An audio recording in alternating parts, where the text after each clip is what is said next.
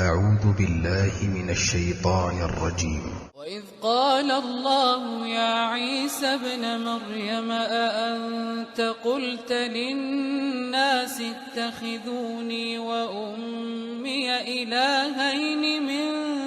دون الله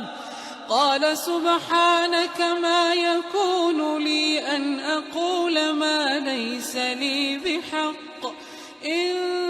كنت قلته فقد علمته تعلم ما في نفسي ولا أعلم ما في نفسك إنك أنت علام الغيوب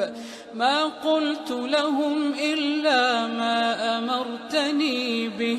أن اعبدوا الله ربي وربكم وكنت عليهم شهيدا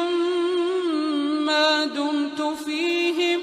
فلما توفيتني كنت أنت الرقيب عليهم وأنت على كل شيء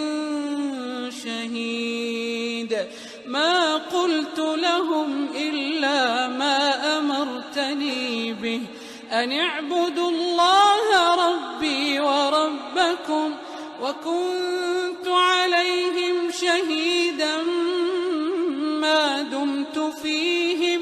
فلما توفيتني كنت أنت الرقيب عليهم وأنت على كل شيء شهيد إن تعذبهم فإنهم عبادك إن تعذبهم فإنهم عبادك إن تعذبهم فإنهم عبادك وإن تغفر لهم فإنك أنت العزيز الحكيم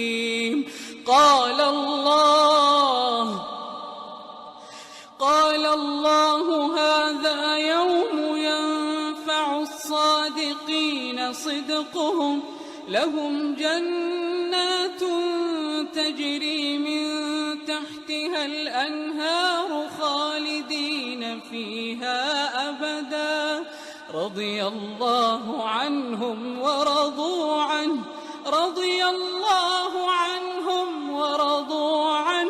ذلك الفوز العظيم لله ملك السماوات والأرض وما فيهن